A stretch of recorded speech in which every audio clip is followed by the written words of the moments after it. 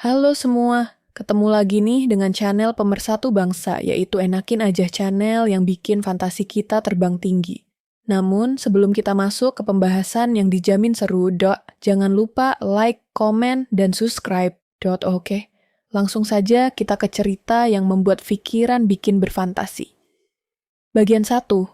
Awal perangkap. Kelas khusus di luar kampus. Rani adalah mahasiswi tingkat akhir di sebuah universitas negeri yang bergengsi. Penampilannya sederhana, tidak neko-neko, tapi matanya selalu menyimpan semangat untuk menyelesaikan skripsi. Sejak semester 7, ia dikenal sebagai salah satu mahasiswa paling rajin di kelas, tapi juga paling apes. Dosen pembimbingnya Pak D terkenal susah ditemui. Banyak mahasiswa lain memilih pindah dosen, tapi Rani tetap bertahan. Ia yakin bisa menaklukkan situasi. Hari-hari diisi dengan percobaan chat yang tak dibalas, email yang mengambang, dan bimbingan yang hanya janji. Rani mulai kelelahan. Teman-temannya sudah mulai sidang, sementara ia masih berkutat di bab 2. Suatu malam, ponselnya bergetar. Sebuah pesan masuk dari nomor tak dikenal. "Rani, saya Pak D. Saya baca draft kamu. Ada potensi bagus. Kalau kamu memang serius, saya bisa bantu.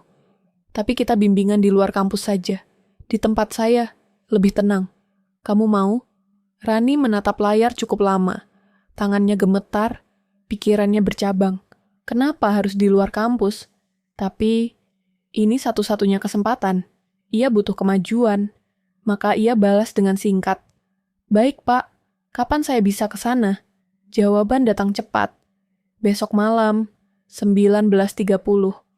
Ini alamat apartemen saya. Jangan lupa bawa print draft kamu." Keesokan harinya, Rani berdiri di depan sebuah apartemen mewah di pusat kota. Tak biasa baginya masuk ke lingkungan seperti ini.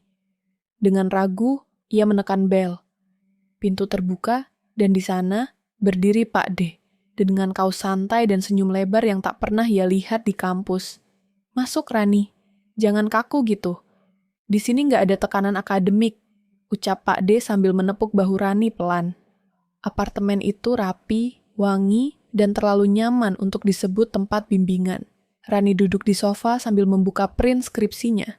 Pak D menuangkan teh, lalu duduk tak terlalu jauh. Beberapa menit pertama berjalan biasa. Dosen itu mulai membahas skripsi, memberi masukan, dan mengoreksi dengan sangat teliti. Rani sempat kagum. Ia tak menyangka dosennya bisa sepeduli ini. Malam itu, untuk pertama kalinya, Rani merasa skripsinya benar-benar dibaca. Tapi lalu, nada suara Pak D berubah. Ia menatap Rani lebih lama dari seharusnya. "Jujur ya, kamu itu mahasiswi paling menarik yang pernah saya bimbing.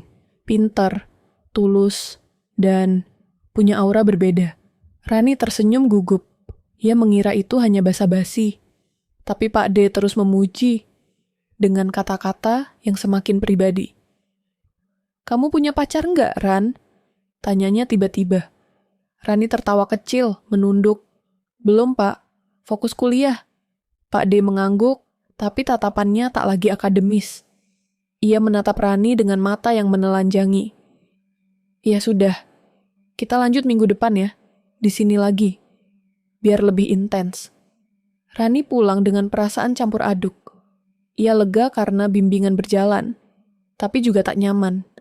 Tapi yang membuatnya tetap kembali adalah satu kalimat Pak D sebelum ia keluar pintu. "Kalau kamu konsisten seperti ini, saya pastikan kamu bisa sidang bulan depan."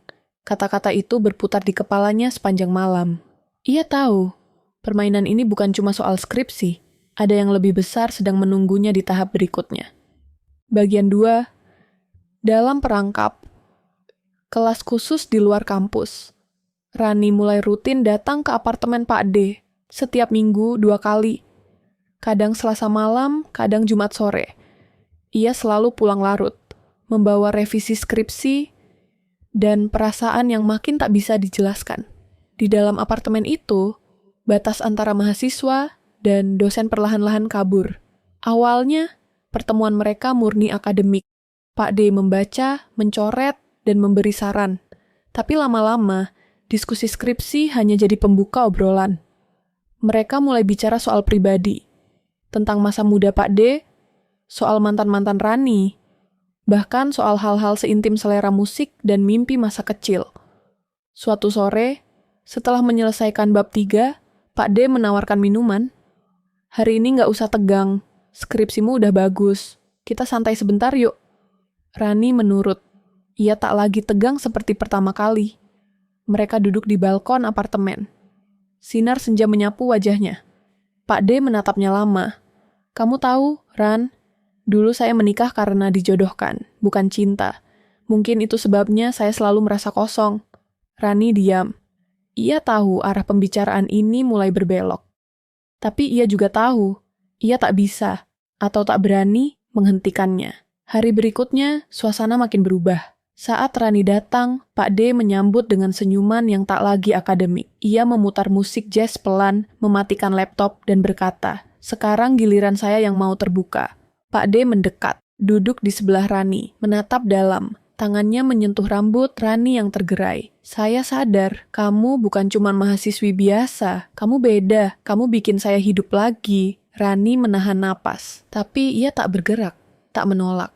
Ia terjebak dalam pusaran kata-kata yang hangat, namun penuh jebakan. Tubuhnya dingin, pikirannya bingung, tapi ada suara kecil dalam dirinya yang berkata, ini salah, tapi ini juga kesempatan. Dan saat Pak D mencium keningnya untuk pertama kali, ia tidak melawan. Sejak malam itu, hubungan mereka berubah total. Bimbingan menjadi pelarian. Rani tak hanya mencari nilai, tapi juga kehangatan yang entah sejak kapan ia butuhkan. Sementara Pak D yang puluhan tahun hidup dalam topeng akademik, menemukan gairah dalam kehadiran Rani. Tapi hubungan itu bukan rahasia sempurna. Suatu hari, ketika Rani hendak pulang, Pak D memberinya sebuah kalung kecil. Bukan hadiah mewah, tapi cukup untuk membuat hati Rani bergetar. Ia memakainya tanpa pikir panjang, dan esoknya datang ke kampus mengenakan kalung itu. Yang ia tak sadari, kalung itu pernah dipakai oleh orang lain, dan orang itu masih menyimpan dendam. Bagian 3, terbongkar.